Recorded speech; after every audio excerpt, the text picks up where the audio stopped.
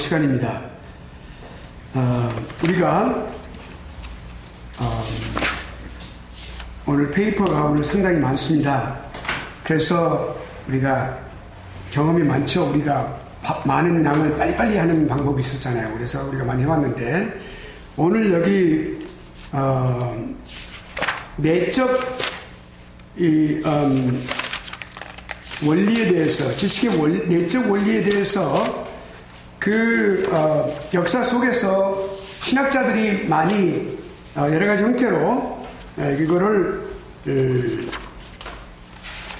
추구하고 또 찾아보려고 노력을 많이 했습니다. 그래서 지난번에 우리가 인간적 지식을 통하여 역사 변증법적 방법을 통해서 과연 내적 원리가 어디에 우리 내적 원리가 어디에 자리하는가 하는 내용을 했어요. 그래서 두 가지를 다 우리가 평가를 하고 비판을 했습니다. 그래서 그것이 인간적인 방법에 의해서 그렇다. 두 번째는 사색적 이성과 사변적인 방법.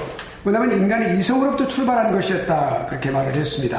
그것도 또한 단점과 또 잘못된 것에 대해서 우리가 비판을 했습니다. 오늘은 이제 그리고 세 번째 경건한 감정, 종교 경험적 방법에 대해서 슐라게르마커가 주장을 했던 이거는 객관성을 가질 수 없다. 인간의 경험은 한 일면을 말할 수 있지만 또 한 개인의 경우를 말할 수 있지만 보편 타당성이 있는 그러한 객관성을 가질 수가 없다는 데서 우리가 또한 비평을 했습니다. 또 이제 우리가 이제 오늘 이제 공부할 거는 도덕적 의식, 윤리 심리학적 방법, 네 번째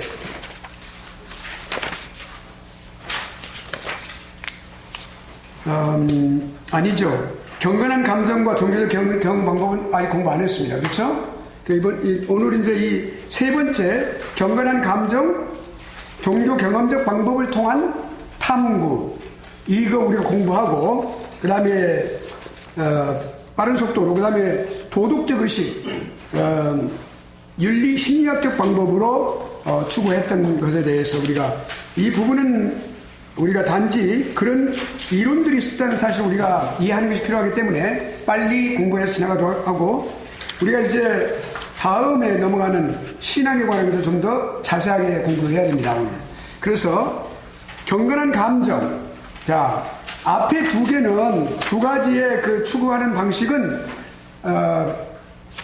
역사적인 방법, 그러니까 변증학적인 방법을 통하여 인간적인 지식을 통해서 지식이 바로 그 좌소다. 이제 이렇게 말을 하고 있죠. 그러니까 그 역사적인 변증법적인 방법 위에 인간의 지식을 바탕으로 해서 그 기초 위에 세우려고 노력을 했다는 것이죠.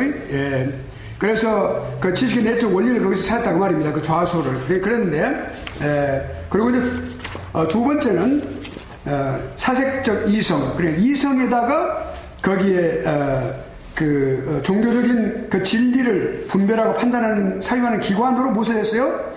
이성에다 두었다고 말이죠. 이성으로 출발을 했어요. 그래서 인간 이성의 그 제한성과 그리고 또한 오류가 많은 것을 통해서 볼 때 이 방법은 올바른 방법이 아니라는 것이죠. 지금 우리가 무엇을 이야기하고 있냐면 하나님의 객관적인 계시가 객관성을 가진 외부로부터 우리에게 옵니다. 그럼 하나님의 계시는 객관적인 것입니다. 그것을 우리가 받아들여서 주관적으로 우리가 받아들임으로 해서 어떻게 우리가 그 안에 하나님의 말씀의 계시 바로 그 말씀을 통해 우리가 어떤 방식으로 살아갈 수 있겠는가, 그것이 과연 조화를 이루는가 하는 것을 찾아보는 거예요. 자, 그러면 세 번째는 이 두 가지가 다 실패했어요. 그럼 세 번째는 감정에다가 그 좌소를 두는 겁니다. 감정이 바로 그러한 기관이다, 그렇게 말하는 것이죠. 예. 자, 그런데 이 두 가지, 앞에 두 가지 방법들, 다시 말씀드리면 인간적인 지식과 역사 변증법적인 방법을 통해서, 논리적인 방법을 통해서 그 추구했던 방법과, 그 다음에 두 번째로는 사색적인 어떤 이성, 인간의 이성을 바탕으로 해서 사변적인 것, 생각하고 사색하는 방법을 통해서 그렇게 해서 한 모든 것들이 열매를 거두면서 실패를 했다고 말입니다. 그러면 세 번째로, 이제 이 세 번째로 여기 경건한 감정, 어떤 그 신앙의 확실성 또 진리 이런 것들을 성도들의 어떤 종교적인 경험에서 추구하는 그런 방법을 택했다고 말입니다. 예. 그러니까 결국 이 사람들은 무엇을 하려고 생각했냐면 모든 철학을 신학으로부터 완전히 해방시키려는 그런 경향입니다. 경향이 아니라 경향을 띠고 있어요. 그러니까 결국엔 여기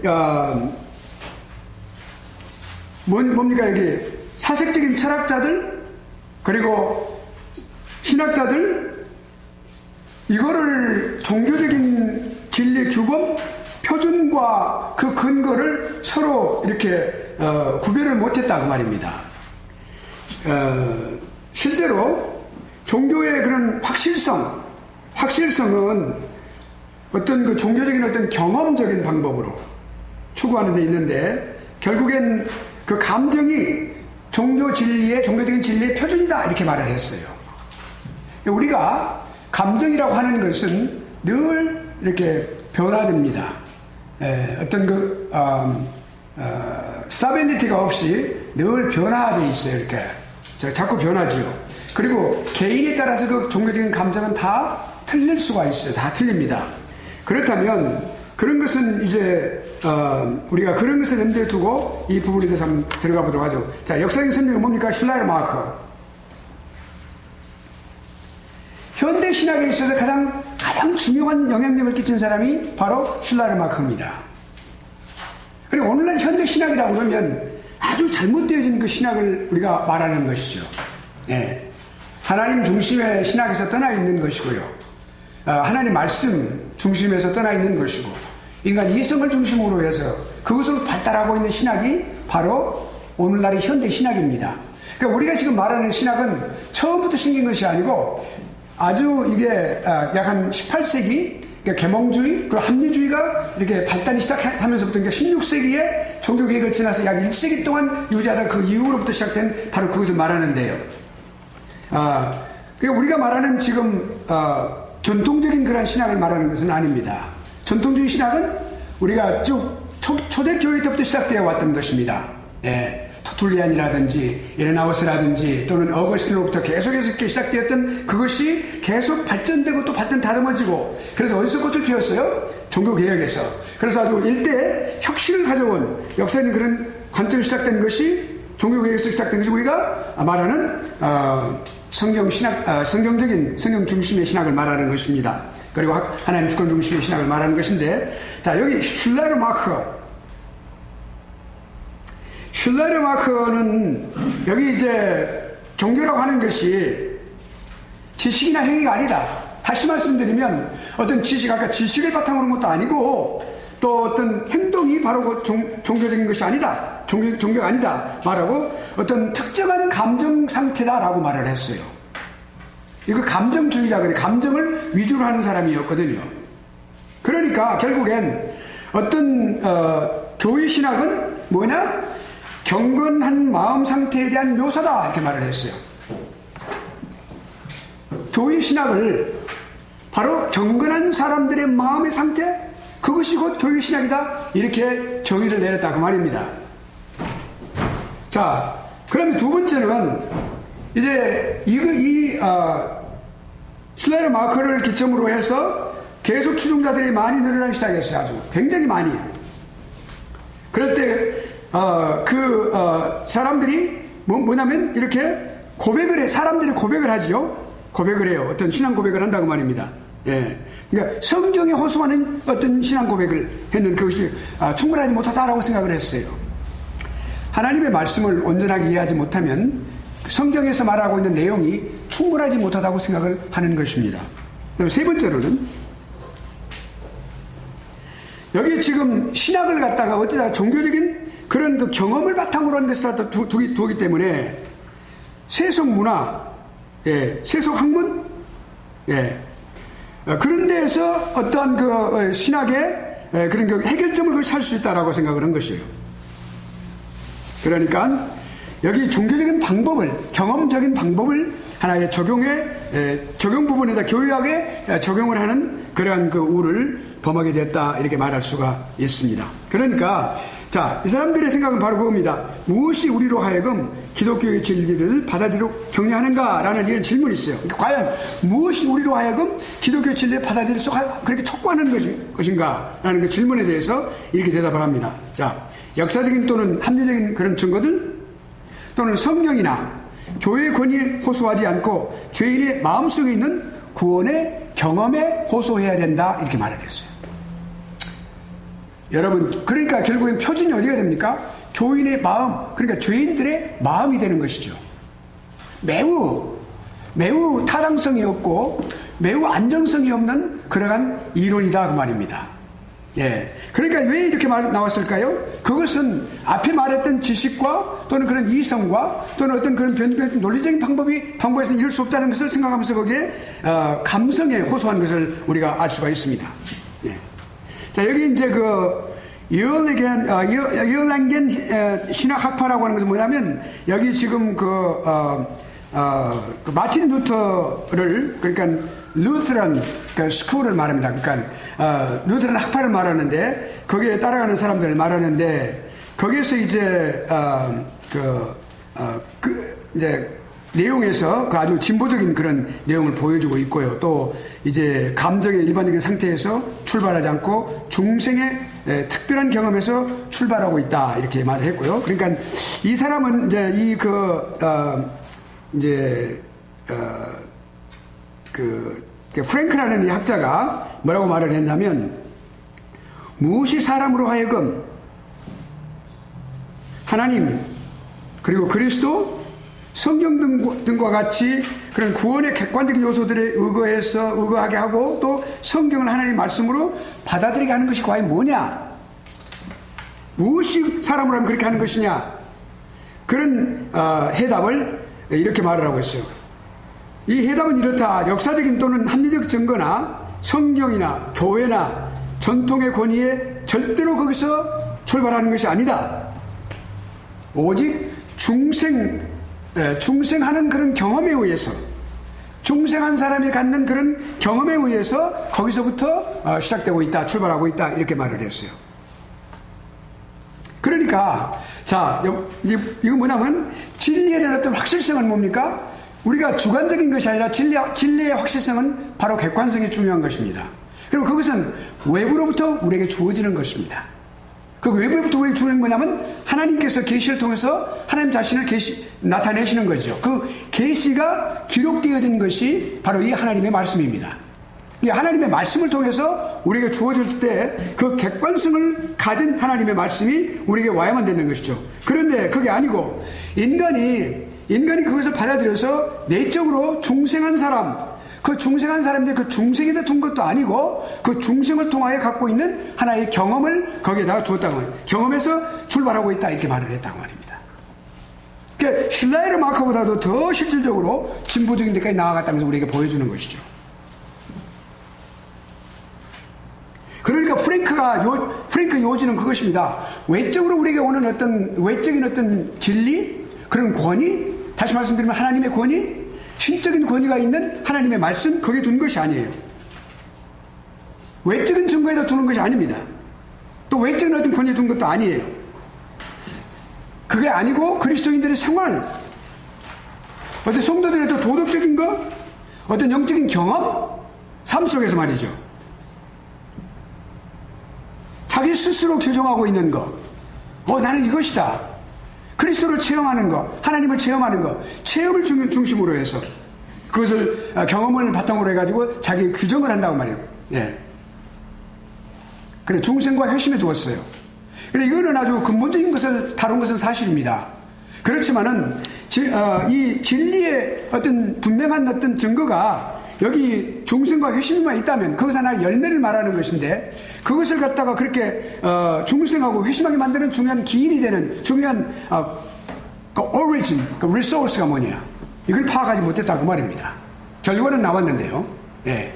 그러니까 여기가 중요한 것은 이제 봅니다. 그리고 또 뭐라고 했어요? 그리스도인들은 이 중생의 경험으로부터 기독교의 진리 전체 내용을 가정하고 추론한다 이렇게 말을 했어요.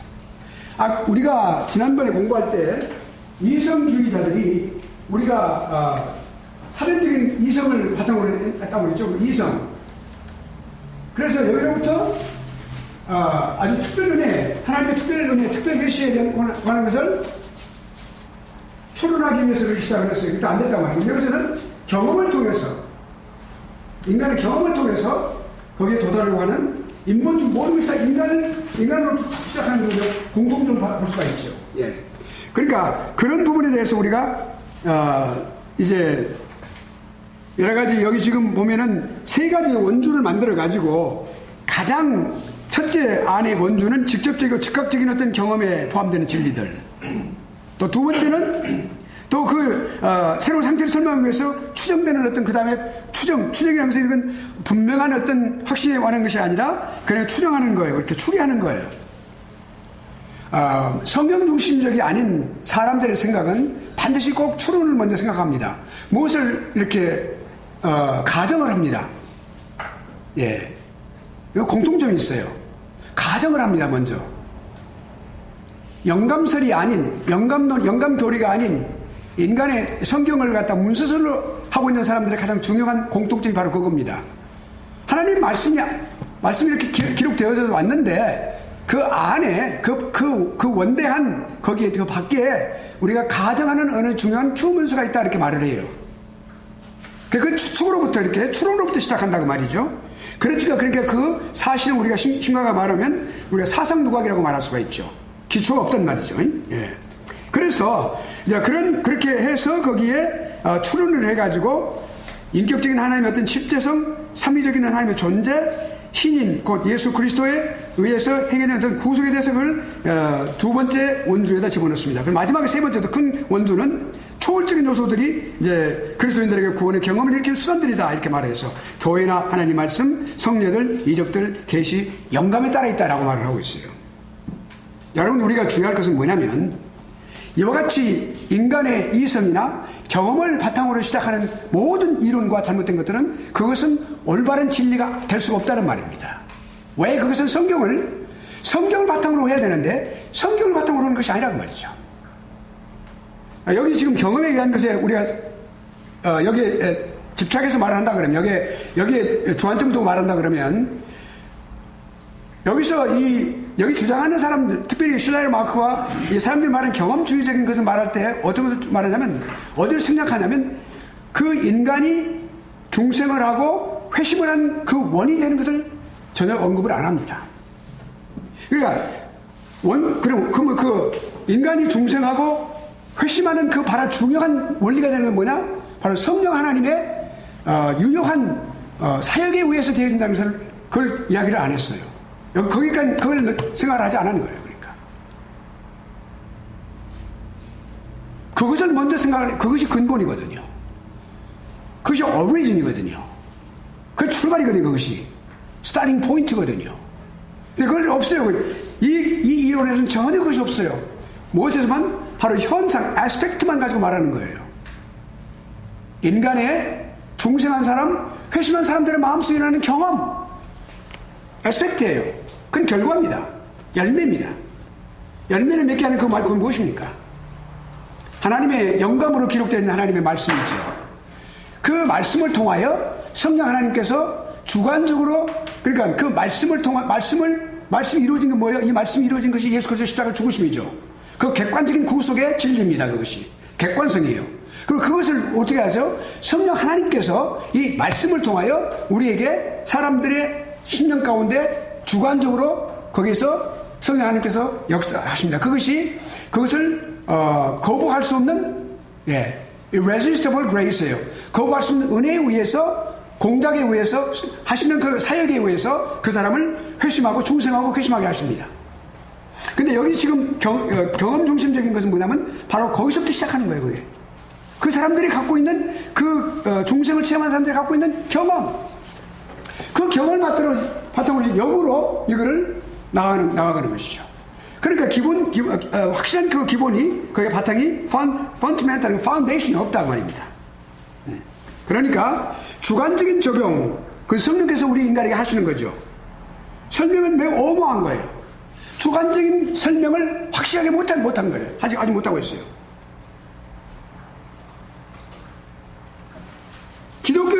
나오는 방식, 확실성, 이런 방식을 다 혼돈하고 있다고 말이죠. 자, 그러면 이 방법에 대한 비평을 해봅시다. 조약의 원리들을 위한 경험. 저기 보면은 조약의 원리들을 위한 어떤 경험, 그 본질, 의미에 대해서 견해차도 있고 오해가 많다고 말이에요. 확실한 그런 분명한 데피니션이 없다고 말입니다. 그러니까 여기에 대해서 오이케는 이렇게 말하죠. 경험이라고 하는 표현은 점점 더 애매하게 되었고 사상과 개인마다 그 사용상 많은 차이가 있어서 확정된 용어로 볼 수가 없다 그랬어요. 경험이라고 하는 것은 지금 설명드린 모든 것들이에요. 자, 그러면 이 방법에 대해서 한번 평가하면, 첫째로 경험이라고 하는 것은 신앙적인 어떤 경험, 중생이라든지 또는 어떤 이런 신앙적인 어떤 경험, 이런 것들은 언제나 객관적인 요소들과 깊이 연관이 되어 있어요.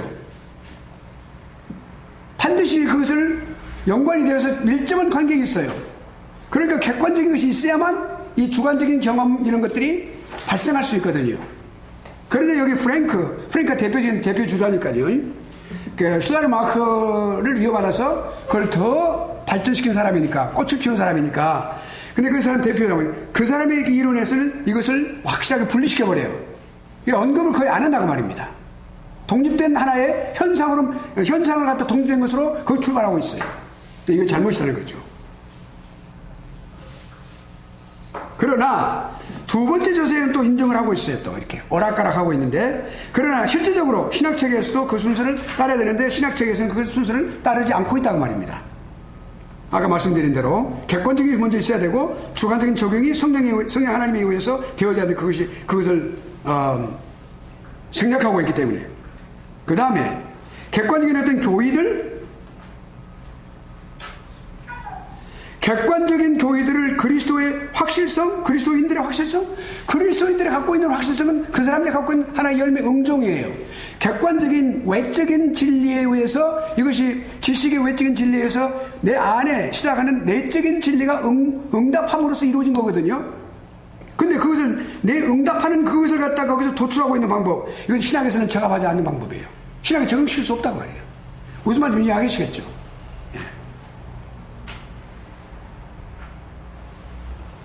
잘못에 해당되는 거예요. 잘못하고 있어요.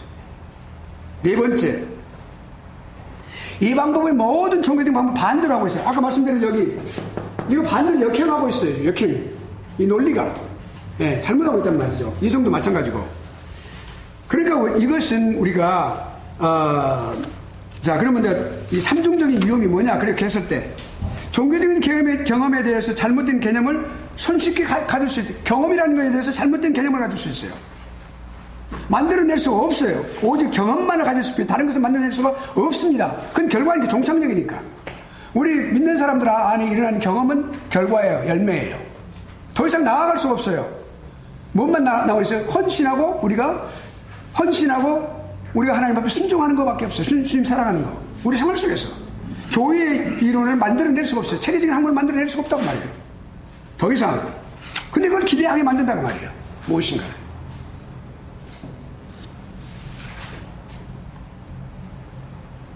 또 여기서 중요한 건 뭐냐면, 교육의 학문의 체계성은 반드시 알지 못하는 사람에게 체계적으로 이것을 분명히 설명해서 그걸 이해할 수 있도록, 그 학문을 내 것으로 삼을 수 있도록 만들어줘야 되는데 그럴 수가 없어요. 그러지 못한다고 말이죠. 확실함을 얻을 수 없는 거예요. 어슈런스가 없어요. 확실성이 있어야 되거든요. 특별히 신학은 그렇다고 말입니다. 우리가 잘못된 사람들의 그 신학 서적들을 이렇게 보면은 이해할 수 없어요. 뭐 예를 들어서 워치만 리라든지, 칼 바르트라든지, 에밀 브루너라든지, 폴 틸리히라든지, 여러분이 공부 다 하고 나면 그것들을 한 번씩 읽어볼 필요가 있어요. 지금은 읽지 마세요. 그런데 이해할 수가 없어요, 그것은요. 왜냐하면 그 사람들의 이 파운데이션은 없기 때문에요. 다 다른 말들 하고 있죠. 그런데 여기 성경적인 신학, 성경 중심의 신학, 하나님 주권 중심 신학자들은 말들이 똑같아요. 다 지금 단어가 다 똑같아요. 많은 학자들이 있는데 다 똑같아. 본질적으로 다 같아요. 왜 그렇습니까? 일목요연하단 말이에요. 그러니까 이게 그런 어떤 그 확실성이 없는데 무엇인가 그게 기대하게 만드는, 잘못된 말로 어스트레이라고 그래요. leading astray, 말은 잘못된 길로 인도하다 그런 뜻이에요. 그렇게 하고 있어요. astray. 예. 오케이. 그러면 자, 그 다음에 이제 추상적인 과정, 아까 말씀드렸죠. 사실에 근거 두지 않는 추상적인 어떤 추론에 의해서 시작됐기 때문에 그렇다는 거죠. 네, 그런 책자들은 여러분 신학공부할 때는 절대 읽지 마세요. waste your time. 그리고 여러분 영혼을 잘못되게 만듭니다. 반드시 배운 것만 여러분이 하세요. 일단은 공부할 때는 다른 앞장서지 마세요. 절대로. 그러면 여러분 위험해져요. 네, 그러니까 자, 여기 그런 것이 중요한 건, 그러니까 눈을 우리가 어디요? 성경으로 돌려야 됩니다. 성경으로. 종교개혁자들이 왜 그랬습니까? 그 로만 카톨릭이 그렇게 사람들 우민 정책을 썼어요. 사람들과 하나님 말씀을 읽지 못하도록. 가장 중요한 것은 하나님 말씀으로 돌아가야 된다. We have to go back to school. 그럼 school, 그 스쿨이 어디예요? The scripture.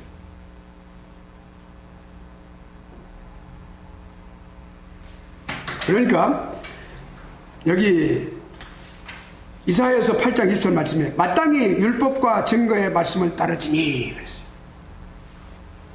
그들이 말하는 바가 이 말씀에 맞지 아니하면 그들이 정녕 아침빛을 보지 못하고. 아침빛이 뭐예요? 빛이신 하나님 예수 그리스도는 나는 세상의 빛이라고 그러셨죠. 하나님의 지혜를 얻지 못하는 거예요. 자, 그러면 도덕적 의식, 여기는 이제 다 이렇게 다 해봤어요.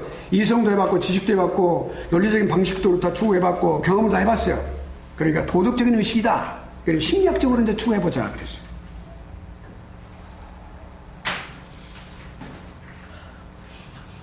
윤리적인 그 면을 말이죠. 호소하는 거예요. 윤리적인 면. 근데 우리 기독교는 윤리가 아닙니다. 윤리적인 삶을 우리가 누려야 되겠지만 윤리가 아닙니다. 그런데 이분들이 윤리라고 호소를 했어요.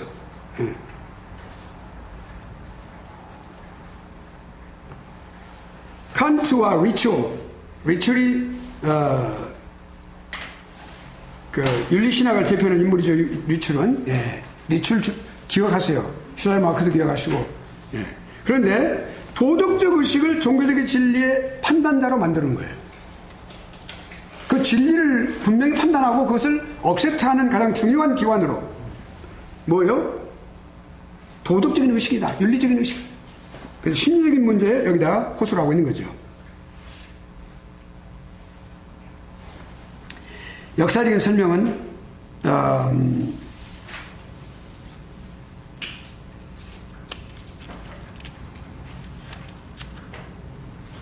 기독교는 그 사람 주장은 뭐냐면 모든 사람들에게 구별 없이 받아들일 수 없는 것이 뭐냐면 사람의 마음과 마음에 전하는 종교적이며 윤리적인 능력이다. 기독교가 그렇다.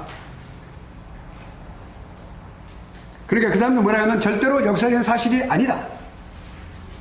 참된 것으로 받아들여질 어떤 교리 또는 어떤 그 증거를 요구하는 어떤 역사적인 사실을 우리가 요구를 하죠. 그 역사적인 사실을 우리 증거하기 위해서. 그것이 아니고 기독교는 거기에 있는 것이 아니다. 사람의 마음과 마음에 전하는 그런 어떤 종교적인 윤리적인 그런 것이다.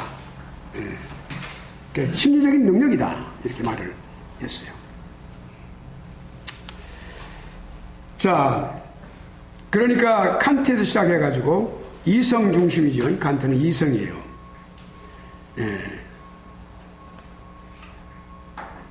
자, 여기 초대 변증가들이 뭐라고 했습니까? 기독교를 지키고 변호하고 증명하는 변증가들입니다. 근데 그분들은 뭐라고 했어요? 그 당시 이방 종교들이 사람의 종교적 필요를 충족시키거나 윤리적인 생활을 촉구할 수 없다 그랬어요. 왜냐하면 거기는 객관적인 계시가 거기에 없기 때문에요. 네.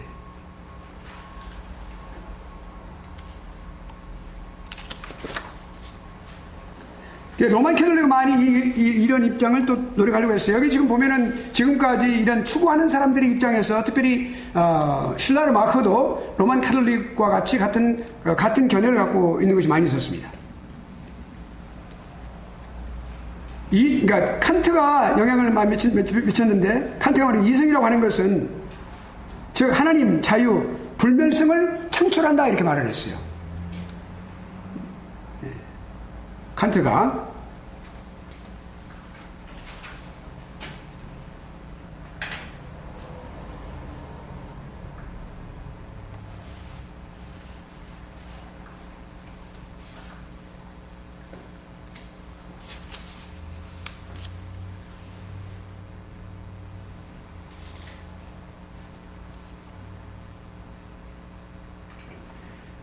자, 이제 궁극적으로 여기서 주장하는 것은 뭐냐면 도덕이라고 하는 것이 실적으로 승리하게 될 것이다. 예. 도덕적인 생활이 승리하게 될 것이다. 그러면 그때 그 미래적인 생활이 있어야만 할 것이다. 또 악을 벌하고 덕을 보상해주는 그런 최고 심판자가 있어야 된다. 그래서 우리 내면 생활에 부합되고 우리 도덕적 필요를 만족시키는 세계관만이 참된 것이다 라고 말을 했어요. 리추얼 학파. 그러니까 사람의 마음과 양심에 매우 중요한 종교적이고 도덕적인 능력, 그게 뭐예요? 기독교를 그렇게 능력으로 봤어요. 능력으로. 예. 자, 미출이 말할 때 종교에서 하나님께 대한 의존의 요소고, 둘째는 주요한 요소로 평가되는 영적인 자유 또는 자연에 대한 우월권, 자연과의 경쟁 관계 속에서 우리가 자연보다 더 우월한 그런 권위를 가질 수 있다. 이렇게 말하는 거죠. 그렇게 함으로써, 도덕적인 존재로서. 예, 그가 이렇게 말을 했어요. 기독교는 자유롭고 도덕적인 존재이면서도 아직도 자연에 둘러싸여 여러 가지 방법으로 의존되어 있는 사람이 어떻게 자신의 자유를 유지하며 자연의 우위에 있을 수 있겠는가? 그런 질문을 스스로 만들었습니다. 그러니까 인간이 자연에 둘러싸여 있어요. 물론 자유롭고 도덕적인 존재인데도, 그렇지만 자연에 둘러싸여 있기 때문에 자연에 눌려 살고 있는데 여러 가지 방법으로 자연에 의존하고 있는데, 거기서 어떻게 그것을 탈피해서 자연보다 더 우위에 설 수 있겠는가? 여러분, 기독교는 자연과의 우위를 나타내는 기독교 종교가 아니고, 기독교는 인간의 생명을 구하는, 영생을 통해서 인간의 생명을 구하는, 그 구원하는 종교입니다. 구원의 종교인데 여기서 자연의 우위에 있을 수 있겠는가라는 것을 이렇게 추구하고 있는 것을 볼 수가 있죠. 그러니까 그 답변이 뭐냐면, 사람이 그리스도 안에서 하나님과의 교제를 통해서, 그리고 하나님의 목적을 자신의 것으로 만드는 것, 즉 하나님 나라를 찾되 사랑에 의해서 동기화된 하나님을 위한 생활에서 찾을 수가 있다. 그러니까 하나님을 위한 생활에서 찾을 수 있다 그랬어요. 도덕적인 생활. 생활을 강조하고 있는 거죠.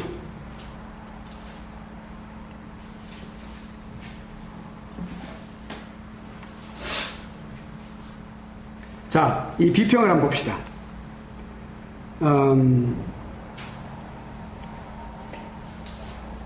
지나간 우리가 세 가지 방식들이 다 실패함으로 인해서 이 방법이 그래도 사람들에게 많이 어필하는 그런 내용인 것을 사실이지만, 어떤 그 이 방법이 기독교를 갖다가 사람의 필요에 부합한 그런 종교. 예. 사람에게 필요한 어떤 종교. 그러니까 역사적이고 또 객관적인 능력으로, 예, 객관적인 이 능력으로 인정하고 있는 것이 사실은 잘못되어 있는데, 근데 그럼에도 불구하고 거기서 증거와 정당성을 찾으려고 노력을 했다는 말이에요. 예. 하나의 능력으로만 봤어요, 기독교를. 예. 그러나 이 방법은 뜻이 있는 모든 학자들에 의해서 이제 반대가 되는 건 뭐냐면, 윤리적인 생활을, 또 종교적이며 윤리적인 생활을 만족시킬 수 없어요. 이런 이론으로는. 그리고 또 결국 인간이 슬픔과 죽음 가운데 있죠. 예. 슬픔과 죽음 가운데 있어요, 사실은. 멸망을 향해서 나아가고 있는 인간에게 말이죠. 그런 슬픔의 존재들에게 아무런 위로를 줄 수가 없다고 말이죠. 기독교는 단순히 어떤 자연의 위에 인간을 한다든지 또는 도덕적인 하나님을 위한 어떤 도덕적인 생활을 위한 어떤 능력이 아닙니다.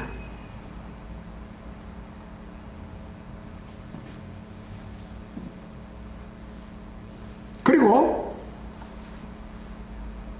정말로 인간이 이렇게 한 사람이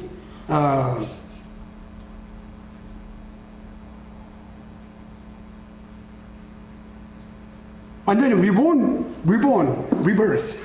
해가지고, 아주 새롭게 이제, 중생을 체험해가지고, 그래서 그 사람이 정말 회심을 체험한 그런 상태에서 살고 있다면, 세상을 살아갈 때 그런 분명한 생명을 갖고 있기 때문에요.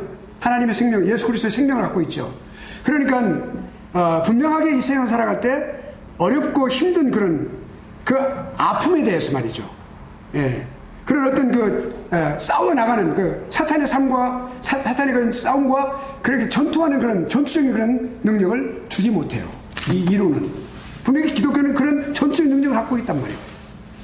아무리 힘들고 어려운 상황 속에서도 그것을 이기고 나갈 수 있는, 죽음이 내 앞에 온다 할 때 그 죽음 앞에 내 신앙을 내어놓지 않을 수 있는, 내어놓을 수 있는, 내 목숨을 내어놓을 수 있는 그러한 분명한 확신 가운데 살아가는데 그럴 수가 없다고 말이에요. 해주지 못해요. 어떤 얼마나 위로 만족을 줄 수 있겠지만, 도덕적인 일들을 행하고 있다는 사실이 어떤 진리에 대해서 어떤 증거가 되지 못해요. 증거될 수가 없어요. 그러니까, 또, 그 다음에, 기독교의 진리를 가치 판단에 의존하는 것은 위험한 일이다. 다시 말씀드리면, 어떤 것이 기독교의 진리라고 하는 것은 객관적이에요. 객관적이기 때문에 그것이 어떤 다른 판단에 의해서 판단되어질 것이 아니라고 말입니다. Absolute, the nature of, absolute nature가 있어요. 그러니까 어떤 분명한 어떤 객관적이고 그리고 분명한 확실한 다른 것과 비교할 수 없는 판단에 의해서 그렇게 의존되어질 수 없는 그런 분명한 진리거든요. 기독교 진리는. 근데 이걸 어떤 사람들이 판단해가지고 인간이 종교적인 경험을 했을 때 그거를 갖다 자기 자신의 어떤 가치 판단이 서게 된다고요. 그리고 그것에 의해서 판단을 하게 된단 말이죠. 그것은 잘못된 것이라고 말이죠.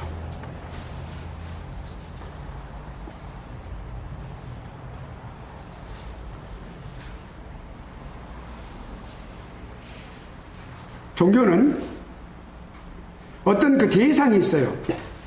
그러니까 우리가 기독교는 다른 일반 종교도 헛된 것이면 대상은 다 있어요. 기독교는 하나님이세요. 우리 종교, 대상이.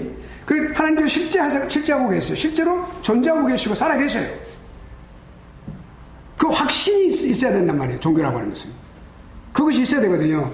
우리 하나님 말씀을 통하여, 그리고 성령 하나님의 거부할 수 없는 그 은혜에 의해서 분명히 우리가 그것을 알게 된다고요. 우리가 영원히. 우리가 하나님의 자녀인 것을 성령이 우리의 영과 함께 증거하시느니라 그랬거든. 그러니까 그 분명한 그 대상이 있어요. 대상이 살아계신 것에 대해서 분명한 확신이 있다고 말이에요. 근데 이거는 없어요. 마치 유교가 도덕적인 것에 그쳤지요. 그러니까 참된 종교라고 볼 수가 없어요. 유교는 인간의 도덕적인 윤리적인 그런 삶을 많이 이야기를 했어요. 그 당시 정치인 상황에서 공자가 그렇게 했단 말이에요. 그러면 우리가 이 기독교와의 비교를 해볼 때 그렇단 말이에요. 그런 분명한 것을 갖고 있는데 이게 인간의 어떤 그 경험에 의해서 그것을 말할 수는 없다는 것이죠. 그럴 수 없다는 것이죠. 진리의 객관성 도달할 수 없어요. 역으로 해서는 도달할 수 없어요. 가장 중요한 것이 하나님의 특별 계시록도 오는 거예요. 하나님 특별 계시록도 우리 인간에게 와야 돼요. 계시가 우리 인간에 와야 되는 거예요. 이거 하나님 특별 계시 것은 외적, 우리가 공부했죠? 외적 원리예요. 외부로부터 오는 거란 말이에요. 그리고 우리가 이건 자아예요. 내 자아예요. 여기서 내적 원리가 있어요. 내적 원리 지금 조금 더 다 끝나면 공부해요. 마지막으로 신앙이에요. 신앙. 그러니까 여기서는 신앙을 찾아볼 수 없어요. 신앙이라는 걸 찾아볼 수 없어요. 그 신앙이 생기는 것은 뭘 말합니까? 성령 하나님의 주관적인 그런 공작에 의해서 우리 안에 역사하셔서 우리가 신앙을 갖게 되는 거죠. 그 신앙의 창조자가 누구예요? 하나님이세요. 믿음의 주요 온전케 하시는 이인 주 예수라고 그랬어요. 믿음의 주가 되신, 믿음을 창조하시는 분이 예수님께서 우리에게 주시는 분이에요. 그리고 수여하시는 분이란 말이죠. 예. 그런데 여기는 그런 아무런 언급이 없어요. 예. 구원에 관한 문제가 없어요. 도덕적인 것만 말했습니다.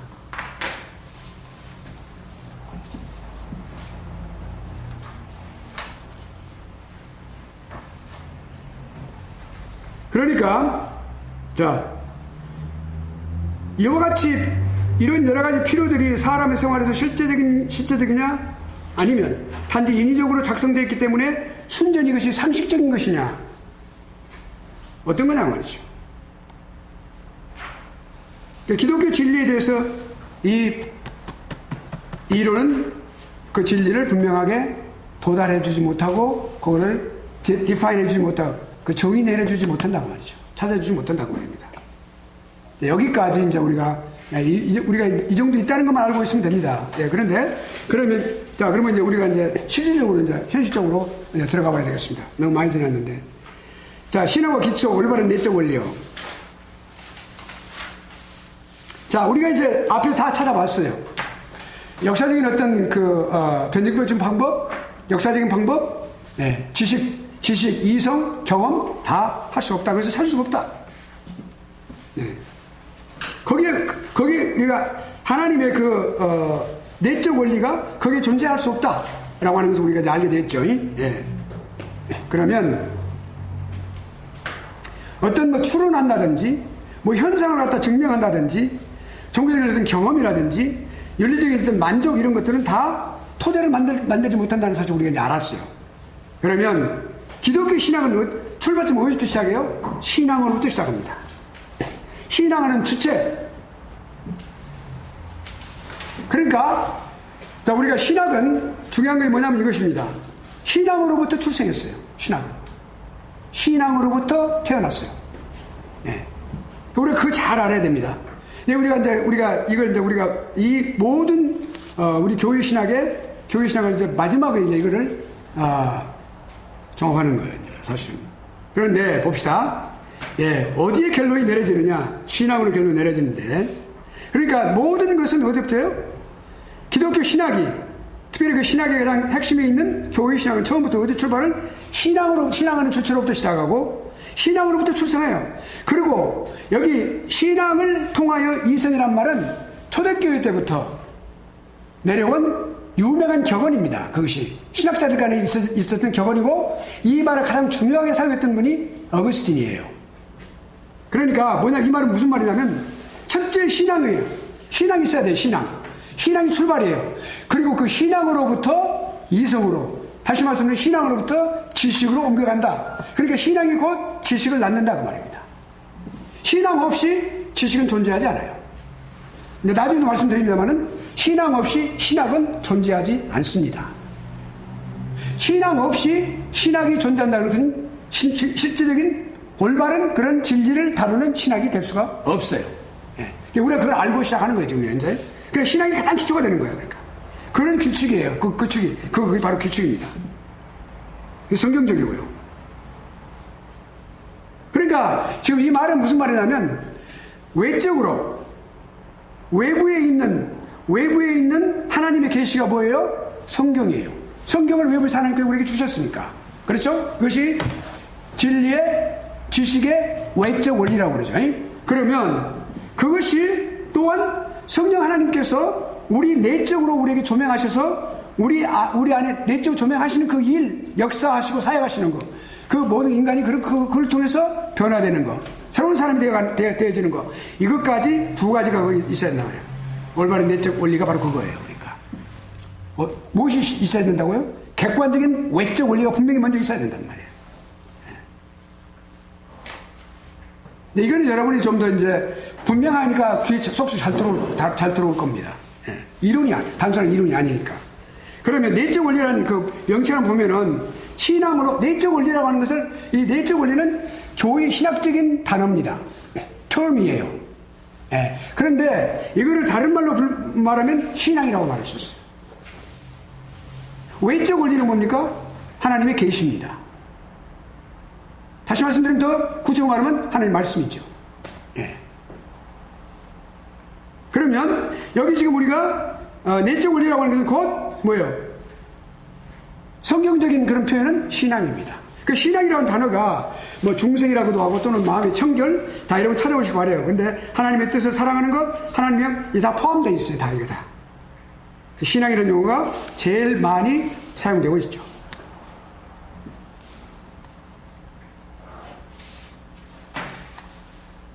자, 그러면 여기 이제 한번 생각해 보면 이건 바로 이겁니다. 이제 우리가 먼저 내적 원리를 이제 그렇게 결론 먼저 딱 한마디로 말씀드리고 지금 이제 들어가는데, 그럼 우리가 여기에 지금 이제 그 내적 원리에 대해서 세 가지 한번 생각해 볼 필요해요. 첫째, 기독교 신학은 처음부터 자신의 출발을 어디다 뒀어요? 신앙에다 뒀어요.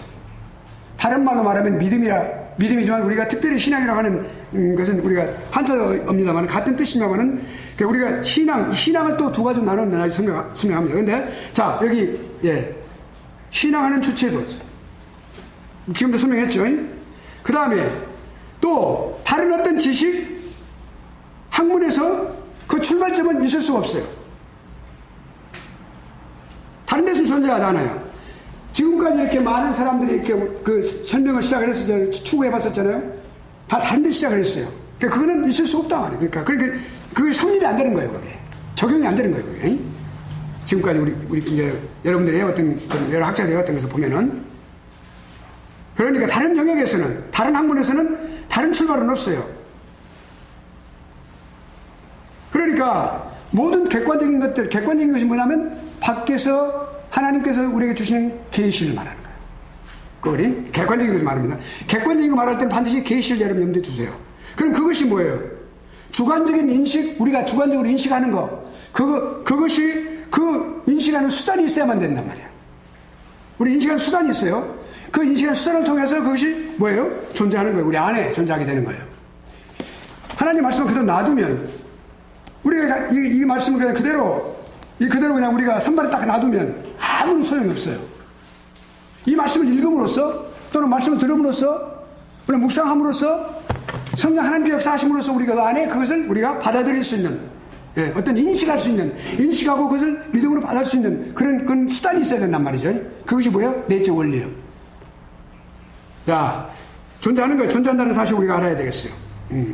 그리고 반드시 객관적인 것과 주관적인 것은 반드시 서로 상응한다. 하나만 있어도 안 돼요. 객관적인 어떤 하나님의 계시만 있어도 안 돼요. 그것이 반드시 사람에게 있어서 인식되어지고 받아들여지고 그러면 자기 것이 되어지고, 그렇게 해서 그것이 결국 어떻게 돼요? 나중에 그것을 그 보내주신 분에 대해서 분을 알고 사랑하고 순종하고 응종하는 거죠. 언제나 상응하는 거예요. 그 다음에 세 번째는 뭐예요? 성령의 가르침이요. 성령이 기록하게 하신 성경의 가르침이요. 자, 성경은 뭡니까? 우리 외부에서 하나님께서 우리 외부에서 우리에게 주셨는데, 바로 그 그리스도 안에 있는 하나님의 계시, 그거를 주셨는데, 그걸 우리 안에서 누구예요? 내부에서 우리 안에서 누가 역사하세요? 성령 하나님께서 조명하셔야 돼요. 빛이시라는 말은 조명이라는 뜻이에요. illumination. 조명하는 점이 있다고 하는 사실 우리가 알아야 돼요. 이걸 우리가 분명히 기억하고 들어가야 된단 말이죠. 그러니까 하나님께서 이렇게 아들을 통하여 주신 모든 말씀, 행동을 통하여 이루신 모든 구속의 사역, 이 모든 것들을 우리에게 그렇게 하신 후에 우리를 진리 가운데로 인도하시기 위해서 성령께서 오신 거예요. 성령 하나님의 그 내적인 조명을 통해서 하나님 말씀 우리 믿음으로, 신앙으로 받아들이게 하는 거예요. 그리고 나서 우리가 신앙 고백을 하게 하시는 거죠. 그러니까 우리 여러분 예배 드릴 때 반드시 신앙 고백이 있어야 되는 이유가 바로 그겁니다. 아시겠죠? 신앙 고백 없으면 안 돼요. 잘 모르신 분들이라. 신앙 고백이 뭐 잘못해가지고 4세기에 무슨 천주교에서 나왔다고 그렇게 말씀하시는데 아니에요. 지난번에 말씀드렸죠, 제가. 초대교회 때부터 크레도라는 단어부터 시작됐어요. 크레도. 그게 크리드란 뜻이에요. 신경이란 뜻, 신경. 나는 믿는다고 말이에요. I believe란 뜻이에요. 그 이단들이 많이 있었을 때, 니골라당을 비롯해서 많이 있었을 때, 영지주의자들. 그 초대교회, 그 사도들이 말이죠. 구분을 할 필요가 있었어요. 믿는 사람과 그렇지 않은 사람들을. 교회에 말이 반드시. 예. 초대교회는 그랬어요. 그렇게 해가지고 거기서 고백하게 했어요. 크레도. I believe in Jesus Christ. 내가 주님을 믿는다고 고백한 사람들을 교회로 다 들어보냈어요. 순수성이 있어요. 근데 세월이 지나면 이렇게 많이 바꿔졌습니다만. 그러니까 그것이 시작됐어요. 예. 그러니까 뭐예요? 신앙 고백을 해야죠. 크리드란 말을 꼭, 아포스톨스 크리드란 말은 사도 신경이란 말이죠. 믿음의 고백이에요, 그것이. 네. 자, 오케이. 그러니까, 그러고 나서, 신앙 고백하고, 그 신앙 고백을 바탕으로 해서 예수님 말씀한 같이 그 신앙 고백을 바탕으로 하여 교회가 세워지는 것이죠. 네. 그리고 그 교회를 성령 하나님께서 어떻게 하세요? 보존하시는 거죠. 예수님 오실 때까지. 그러니까, 자, 이제 뭡니까? 하나님의 계시가 알려지는, 아까 수단이 있어야 된다고 했잖아요. 우리 안에 바로 그 신앙이에요. 그 신앙입니다, 그것이. 그 수단, 어떤 의식의 행위, 그 신앙이에요.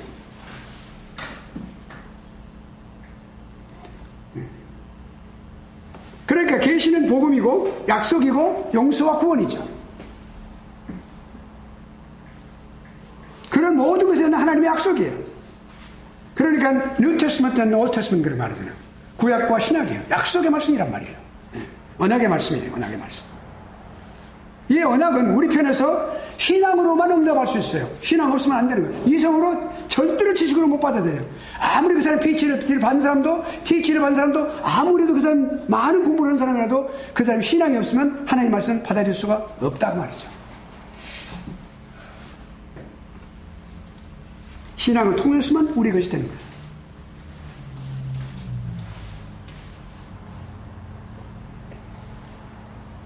그러니까 모든 영역에서 우리가 생각할 수 있는 것은 믿음으로 시작하는 거예요. 믿는 것부터 시작하는 거예요. 믿음에 대한 그에 대한 확신을 갖고 있어요. 확신은 것은 믿음을 통하여 이루어지는 결과거든요. 그러니까 그 믿음을 통하여 그것부터 시작하는 거예요. 그러니까 믿음이 사회의 토대가 되는 거예요. 학문의 기초가 되는 거예요. 믿음이 뭡니까? 신앙이죠. 신앙이. 모든 확신은 궁극적으로 신앙에 기초하는 것입니다. 그러니까 신앙이 가장 기초가 되는 겁니다. 예. 그러면 지식의 내적 원리에 대한 용어를 한번 봅시다. 아까 용어 이제 다 말씀드려줄게요. 내가 설명을 조금 더 했어요. 앞에 거에. 그러면, 용어가 왜 이렇게 그 신앙이라는 용어가 더 많이 사용되어졌느냐. 예. 근데 이 신앙이라는 단어가 왜 어떻게 사용되느냐. 그러면은 제일 많이 눈에 띄는 단어가 성경에서 신앙이라는 단어예요. 예. 또 두 번째는 또, 우리가 어떤 의식적인 삶, 하나님과의 관계성 속에서 그 주의를 기울게 한단 말이에요. 자신의 어떤 의식 속에서 묵상하게 만드는, 묵상을 한다고 하는 사실을 인식하는 거예요. 내가 묵상한다. 하나님의 말씀을 묵상한다. 하나님의 그 어떤 지시와 어떤 징계, 이 모든 행동, 일어나는 모든 일들을 묵상한다. 그래서 그걸 기울을 기울이게 해줘요. 신앙이라는 단어가, faith라는 단어가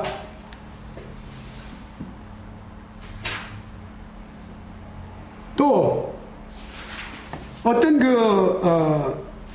종교적인 지식 또 다른 지식, 일반 지식 간의 관계를, 내적인 관계를 어떤 다른 것보다 더 중요하고 아주 잘 나타내고 있는 단어가 이 신앙이라는 단어란 말입니다. 그러니까 믿는다는 것은 안다는 것과 사실은 반대예요. 신학적인 견제에서 볼 때. 그러니까 보세요. 여기서 안다고 하는 단어는 성경에서 말씀한 아버지를 안다 그렇게 말씀하는 그런 뜻이 아니고 이것은 지식을 말하는 거예요. 일반적인 지식. 네. 지식과 신앙은 반대예요, 사실은요. 그렇다고 해서 우리가 반지성주의가 되면 절대 안 됩니다. 특별히 우리 보수 신앙을 하고 계시는 분들이, 신학자들도 그렇고 지성에 대해서 너무 많이 이렇게 좀 등한시한 것은 사실이에요. 그러니까 자유주의자들보다도 그런 부분에서는 예, 그러나 우리가 반성적이 돼서는 안 되지만 지금 말씀드리는 이 교육 신학적인 관점에서 볼 때 그 용어가, 신앙이라는 용어는 반드시 일반적으로 우리가 말하는 지식과 대조의 위치에 서 있어요. 대조 위치. 정반대, 마주 바라보는 위치에 있다고 말입니다. 함께 있는 것이 아니고요. 예.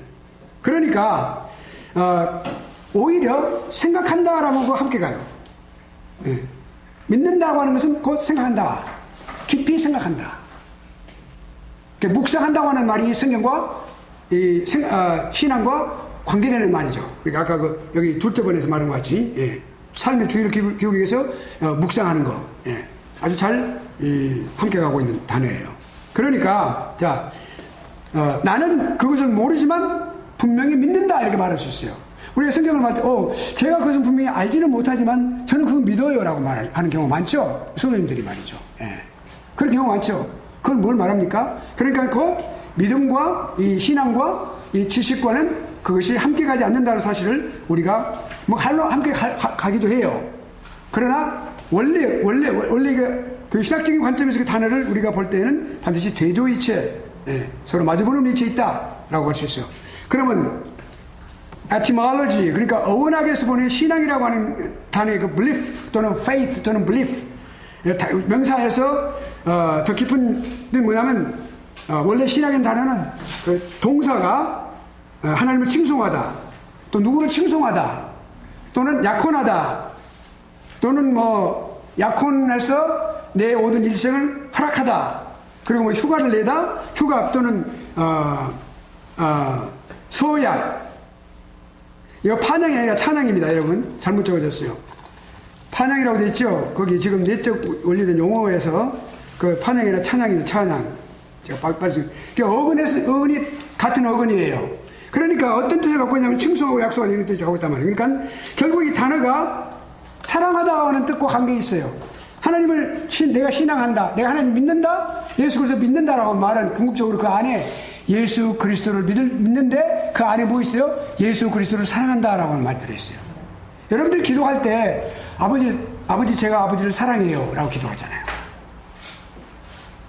아버지 내가 아버지를 참 사랑해요. 사랑합니다. 왜요? 그거 믿음의 표현이에요. 그것이. 그러니까 믿음은 반드시 무엇이 뜻이 있어요? 사랑과 관련되어 있어요. 그러니까 누군가를 인격적으로 신뢰하고 충만한 사랑으로 자신을 포기하는 거예요. 거기에 완전히 의뢰하는 거예요. 헌신하는 거. 이걸 표현할 때 사용하는 것이 신앙이라는 단어입니다. 굉장히 아름다운 단어예요. 깊은 단어의 그 뜻을 갖고 있죠. 그러니까 믿는다고 하는 것은 뭐예요? 어떤 외적인 어떤 논리나 어떤 증거나 이런 것에 의한 게 절대 아니에요. 즉각적이고 직접적인 통찰력에 의해서 확신한 지식을 나타낸다 말이죠. 직감적으로, 즉각적이고 또한 직접적으로 그런 직접적인 어떤 통찰력에 의해서 갖게 되어지는 지식이에요. 예. 그러니까 신앙이 모든 학문, 사실은 신학의 근거가 되는 것이죠. 근본적인 것이죠. 신학의 근본이 되는 것인데 그 외의 모든 학문들의 사실은 근본적이라고 볼 수가 있죠. 예. 여기 이제 귀납적 방법이라고 하는 것은 제가 밑에 각주에 달아놨으니까 여러분이 보시길 바라겠어요. 연역적인 방법과 귀납적인 방법을 여러분이 비교해서 그랬어요. 그러니까 중요한 위치를 차지하는 게 뭐냐면 귀납적인 지식, 즉각적이고 직접적인 어떤 통찰력, 중요한 위치를 차지한다고 말이죠. 그거 없이는 아무것도 진행할 수 없어. 자, 그러면 신앙의 특성을 봅시다. 신앙. 여기 피스티스라고 하는, 제가 영어로 이렇게 여기 PISTIS라고 적어놓은 것은 사실은 피스티가 E를 영어로 E를 더 넣어주는 게 좋아요. 피에라고 발음을 안 치면 E를 발음하는 것 같은 그런 기분으로 하는 거예요. 그러니까 피스티스. 그러니까 피스티스는 직접적인 확신. 여기 중요한 뭐냐 특성이 있는데 두 가지가 있어요. 두 가지 구분을 해야 되는데 직접적인 확신으로서의 믿음과 또 하나는 기독교적 의미의 신앙 사이에 차이점과 특성이 있다고 말이죠. 신앙에 있어서 그리스도인들은 어떤 자기들이 믿는 신들을 믿는데 단어를 처음에 사용했었어요. 예. 종교적인 의미가 없이 그냥 일반적으로 그렇게 했었어요. 그럼에도 불구하고 그들의 신을 믿는데 이 단어를 사용을 했는데, 결국엔 그것이 우리가 이제 일반적 신앙으로서, 종교 개념으로서 적용이 돼서 이제 이렇게 고착이 된 것이죠. 그래서 여기 피스티스라고 하는 이 신앙이라고 하는 것은 그 대상이 뭐죠? 신학성경에서 특별히 대상 또는 근거, 기원에 있어서 완전히 종교적으로 구성되는 거예요. 종교적인 그런 단어예요. 그러니까 사람이 하나님에 대해서 갖는 관계.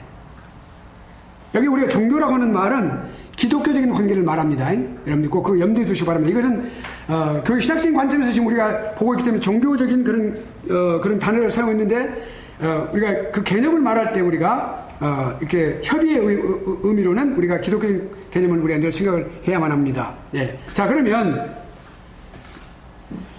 종교적인 의미의 신앙, 그러니까 기독교적인 의미의 신앙은 우리가 직접적인 확신을 통해 갖는 지식과는 구분이, 일반적인 그러니까 그 사람이 어떤 그냥 즉시 알아보는 알아내는 그런 어떤 지식, 예, 직접적으로 그런 것을 알아내는 그 지식과는 구분이 되는 거죠. 자, 직접적인 확신이라는 것을 통해서 갖는 지식은 뭐냐면 외부 세계, 우리가 눈으로 보는 바깥 세계를 말하죠. 코로 냄새를 맡고 또는 눈으로 보고 귀로 듣고 하는 그 외부 세계를 말이죠. 또는 감각, 우리 감각, 오감이 있잖아요. 또 우리가 갖고 있는 어떤 논리적인 사고, 법칙 등에 대해서 믿음으로써 자기가 어떤 논리적인 사고, 이게 서론과 본론이 있고, 그리고 결론이 내려지는구나. 이건 라직을 사용할 때, 그런 어떤 논리를 사용할 때 우리가 그렇구나, 이렇게 믿어요. 그렇게 즉각적으로 믿게 된단 말이에요. 이해를 하면서. 그 내적인 관찰에 의해서 그 인식하는 것이니까요. 이것을 즉각적으로 인식하는 거죠. 네. 이거는 일반적인 데까지 다 이게 적용이 되는 것이죠. 그 범위, 이거 지금 조금 전에 말씀드린 그 범위 안에서 이런 즉각적이고 직접적인 그런 통찰력을 통해서 얻어지는 바로 얻어지는 지식, 그 범위 안에서는 믿는 것과 아는 것 구분이 되는 거죠. 그래서 구분해가지고 봐준 이것은 아는 것이다라고 말해요. 논리적으로 우리가 어떤 서론을 말하고 본론을 말해서 말이가 있어가지고 나중에 conclusion, 우리가 어떤 결론을 말할 때 이거 딱 이렇게 딱 결론이 내렸으니까 그렇구나. 근데 그걸 우리가 믿는다고 말하고 우리가 안다고 말하는 거예요. 지식이에요. 그러니까 그것이. knowledge는 지식이에요. 그러니까. 그렇지만 기독교 신앙의 대상은 뭐예요? 눈에 보이지 않아요. 기독교 신앙의 대상은 하나님 눈에 보이지 않아요. 대상은 보는 것과 대조적이에요. 본다고 해서 반드시 믿음이 일어나면 전혀 아니에요. 여기 우리가 보는 거, 예수님이 2000년 전에 이 땅에 오셨죠. 근데 많은 사람들이 봤어요. 근데 많은 사람들이 안 믿었어요. 믿는 사람들만 믿었어요. 그러니까 우리의 진정한 신앙은 절대로 불가시적이에요. 보는 것을 말하는 게 아니에요. 보이지 않는 것을 믿는 거예요, 우리는. 그 대상이 말이죠. 그 신앙이라고 합니다. 차이점이 있다고 말이죠. 예. 그 다음에 두 번째 가서 구원하는 신앙으로서 신앙, 피스티스, 더 깊은 의미가 있는데, 중요한 것은 신앙이라고 하는 것이 뭐예요? 대상으로 삼는 것. 그건 그리스도 안에 있는 하나님 은혜예요. 궁극적으로는 이게. 이제 우리가 보이지 않는 거라고 그랬잖아요? 비가시적인 거라고 그랬잖아요? 바로 그것이 은혜예요. 그리스도 안에 있는 하나님의 은혜예요. 예. 이것이 아주 중요한 팩터예요, 이것이. 아주 중요한 단어입니다, 이게. 신앙의 대상은 뭐냐? 그리스도 안에 있는 하나님의 은혜예요. 네. 그러니까 칼빈은 뭐라고 말했어요? 자신의 복음으로 옷 입으신 그리스도를 대상으로 삼는다 그랬어요. 그것이 성경에까지 확대된다 그렇게 말했어요. 성경을 찾아보시기 바랍니다. 그러니까 매우 중요하다 말이죠. 그러면 또 신앙은 그리스도 안에서 계시한 하나님 마음에서 우러나는 어떤 신뢰, 복종, 복음 안에서 그리스도를 통해 주어진 약속 말씀, 그걸 약속에 대해서 내 개인적으로 그것을 내가 갖는 거예요. 소유하는 거예요. 예. 은혜만 우리가 느끼는 것이 아니라 그 자체를, 그 하나님의 복을 완전히 소유하는 거예요.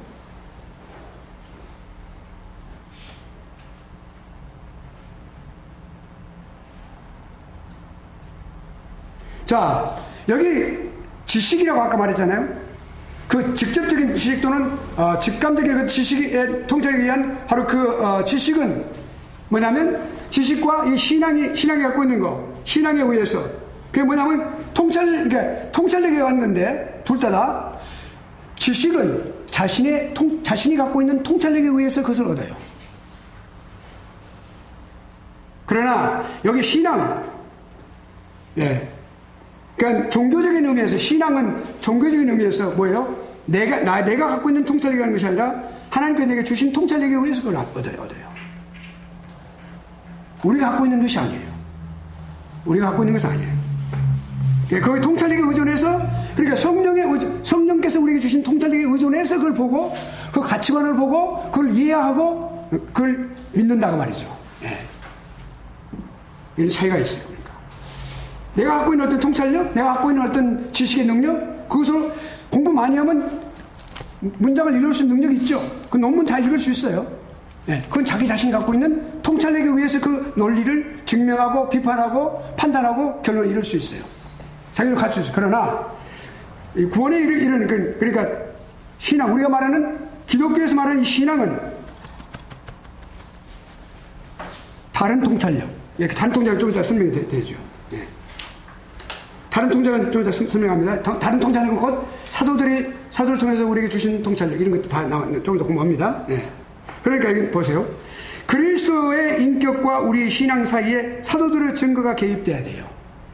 그러니까 우리는 사도들의 바탕 위에, 선지자들과 사도들의 바탕 위에 세워져 건축되어져 가는 믿음의 건축자들이에요.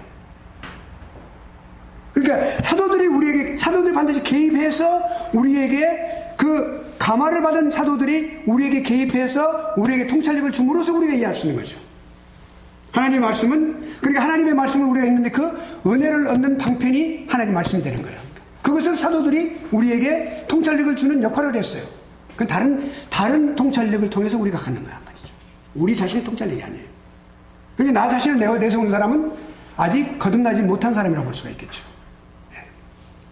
그러니까 사람이 신앙생활 많이 해나갈수록 푹 썩어야 된다고 그러죠. 한국의 홍어는 푹 썩어야 제맛이 나잖아요. 마찬가지예요. 우리 인간도 푹 신앙으로 썩어야 돼요. 그러니까 뭘 썩어야 된단 말은 뭐냐면 좀 말이 하는 그 아주 자신을 다 부인하고 내려놓고 성령 하나님께 전적으로 의지하는 거. 그게 제대로 된 신앙이 출발이 되는 거죠. 제 집사람을 좀 말씀드려 죄송합니다. 집사람이 아주 어려운 상황 속에 지금 있기 때문에 아주 투쟁을 하고 있어요. 삶을 투쟁을 하고 있는데 딱 지사람의 그 모습을 보니까 하나님께 전적으로 의지하고 있는 것을 모습을 볼 수가 있어요. 하나도 자기 거 없어요. 지금은요. 하나님께서 아프라고 하시면 아프겠다. 데려가시면 제가 가겠습니다. 주시면 안 되면 그대로. 제가 그런 부분을 통해서 많은 그런 하나님의 그 은혜를 제가 체험하고 그렇게 하는데, 사람이 그러니까 반드시 그런 어떤 극적인 상황까지 가야만 되겠는가? 우리 젊은이들이 믿음으로 정말로 깨어지고 소명감을 깨닫고 하는 사람들 보면은 참 복을 받은 사람들이로구나 라고 하는 사람 생각을 해보죠. 일찍. 오케이. 그러니까 우리가 이런 다른 통찰력에 의해서 우리가 이해하게 되고 믿게 되는 거예요. 알게 되는 거죠. 내 것으로만 가지게 된단 말이죠. 하나님의 은혜를 알게 되는 거죠. 자, 그러면 기독교 신앙은 또 인간적 본성에서 자연적으로 생각하는 것이 절대 아니다.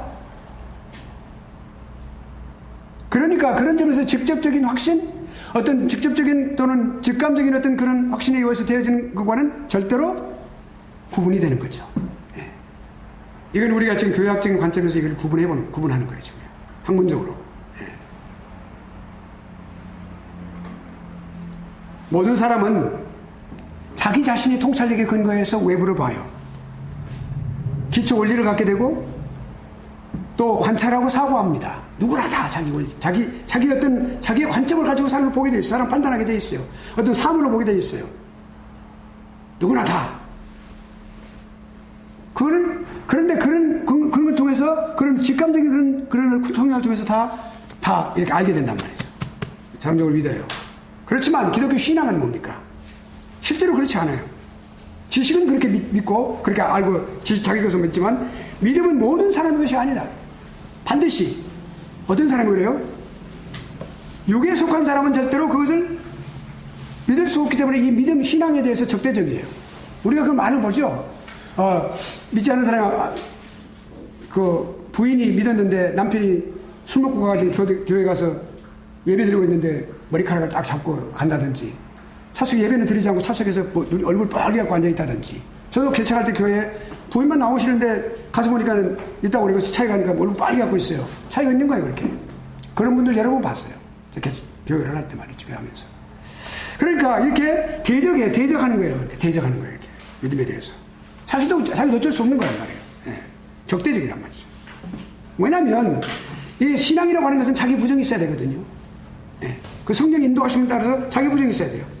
자기 뜻과 자기 정욕을 어디에 십자가 못을 박아야 되니까. 그러면서 궁극적으로 뭐가 돼요? 하나님의 은혜에 전적으로 신뢰해야 되니까. 이것이 신앙이거든요. 근데 그게 안 되는, 그거를 싫어하거든요. 그걸 할 수 없거든요. 자연인들은. 그러므로 구원을 얻는 신앙, 구원을 받는 신앙, 그거는 하나님 자신을 대상으로 삼는 겁니다. 하나님의 증거의 기초예요. 마찬가지로 하나님을 신앙의 창조자로 삼는 거예요. 신앙의 창조자, 신앙의 창시자라고 말할 수 있는 하나님이시니까 창조자라고 제가 단어를 썼어요. 그러니까 author라는 뜻이에요. author. 저자라는 뜻은 저자.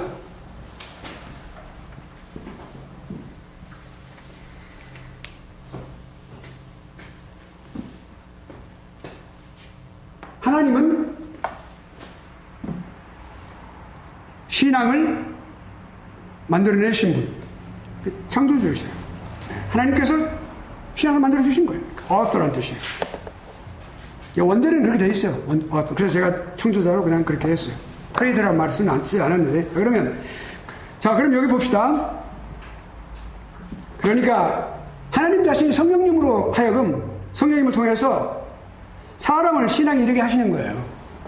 그리고 또, 그 사람의 마음을 인도하시고 사로잡고, 인도하셔서 감화시키셔서, 어떻게 하세요?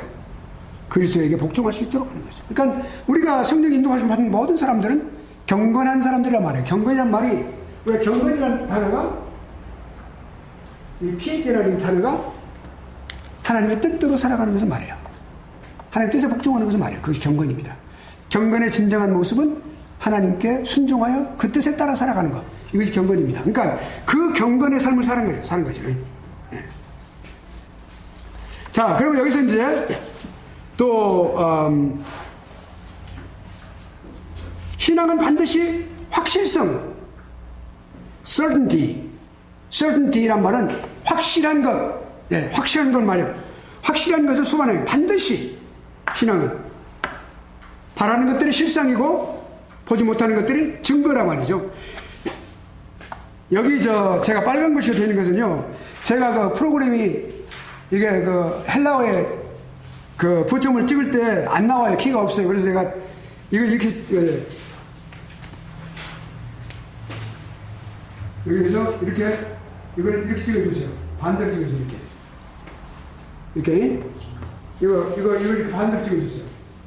그 다음에 윕실론에서 그 반대로 찍어주시고, 그 다음에 그 다음 두 번째는 여기 에에서는 이렇게 두 개를 찍어주세요. 이렇게. 그러면 그게 이제 그러니까 아래 한글에서 이게 그리스가 이게 키가 안 눌러져요. 나오잖아요. 그 전까지도 좀 틀렸을 거예요. 틀린 것들이 좀 있어요. 제가 그냥 지난번에 이것을 좀 자세히 찍으면서 제가 그렇게 했는데. 그러니까 이것은 뭐냐면, 뭐예요? 바라는 것들이 실생이라고 하는 말은, NASB에 보면은 assurance라고 되어 있어요. 그리고 증거라고 하는 것은 conviction. 이게 확신이라고 말이에요. 그러니까, 예. 실상은 확신 나는 거고, 증거도 결국엔 확실하게 믿는 걸 말해요. 확실하게 믿는 걸 말이죠. 결국엔. 그러니까, 하나님의 증거와 약속에 근거하기 때문에 반드시 그것이 가능하다. 확실한 것이, 확실성이, 자신의 확신이 반드시 확실한 거다 말이죠. 그러니까, 성령 하나님께서 우리와 우리 영과 함께 그거를 증거하시기 때문에 그렇단 말입니다. 그러니까 성경은 구원의 담대함, 확신, 온전한 확신 이런 걸 다 말씀하고 있어요. 그러니까 확신을 하게 되면 그 다음에 뭐가 나와요? 용기와 즐거움, 기쁨이 있게 되겠죠. 그 2차적인 문제입니다. 2차적인 것입니다. 그리고 그 다음에 뭐예요? 의심이나 염려나 두려움이나 불신이 없어지게 되는 거죠. 신앙이 분명한 확신에 거하면 그렇다고 말입니다. 그러니까 이와 같이 신앙은 이런 확신을 확신과 반드시 오게 되어 있어요. 확신과 같이. 네. 확신과 함께 확실성이 있어요. 신앙은 반드시 동반해요. 그것이. 그러므로서 이와 같이 용기를 갖게 되고 즐거움이 있고 기쁨이 있게 되는데 그것이 뭐예요? 의심이 사라지고 그 다음에 염려도 없어지고 두려움도 없어지는 거예요. 불신, 믿지 않은 것도 다 사라지는 거예요. 말이에요. 신앙이. 왜냐하면 신앙이 특성이 말이죠. 거기에 확실성이 거기에 있기 때문에. 어떤 혹독한 시련 가운데서도 반드시 바라고 보이지 않는 자를 보는 것 같이 보면서 경고에 서게 되는 것이죠. 예. 자, 그러면서 경국의 궁극적으로 어디까지 가요? 성도는 다 모든 걸 버릴 수 있어도, 내 목숨까지 버릴 수 있어도 신앙은 절대로 못 버립니다. 일본에 후메오라는 거 있죠. 지난번에 말씀드렸죠. 그 후메오.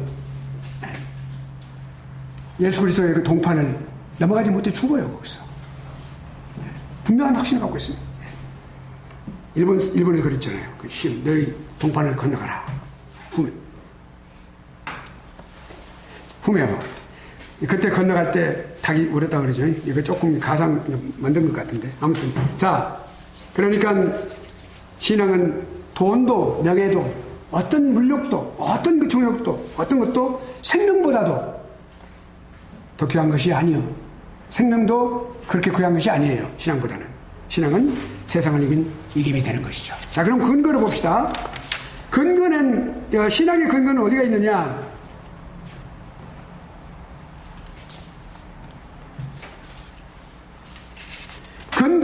그러니까 이 신앙의 근거는 성령님의 증거에 두어 있어요. 성령님의 증거. 신앙의 근거는 어디에 있어요? 성령님의 증거에 두고 있어요. 예.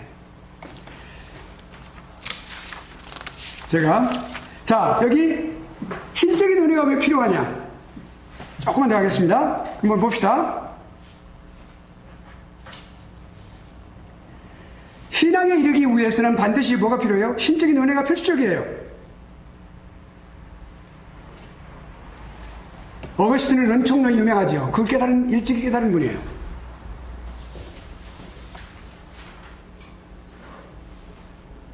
그러니까 하나님은 우리가 믿도록 우리의 마음에 놀라운 방식으로 행하셔서 우리의 믿음을 일으키신다 그랬어요. 성령님의 증거로 인한, 그러니까 성령 내적 증거를 봅시다. 종교개혁자들은 반드시 뭐였어요? 성령님의 증거를 반드시 거기서 앞에 내세웠어요. 우리가 전통적인 신학을 우리가 말할 때 성령님이 부족하다 그러는데 그렇지 않아요. 실제로 종교개혁자들은 성령의 역사를 강조를 많이 했습니다. 칼빈의 가장 중요한 이 모든 아주 길다란 이 설명은 한마디로 말해서 성령님의 증거가 모든 증거와 논증들의 가치를 능가한다는 말이죠. 모든 추론하는 것보다 더 탁월하고 말씀 가운데 하나님께 계시듯이 성령 하나님께서 내적 증거에 의해서 보증이 됐어요. 우리 보증하신단 말이에요. 비로소 그렇게 해야만 우리들의 마음에 그 말씀을 우리가 믿게 되는 겁니다.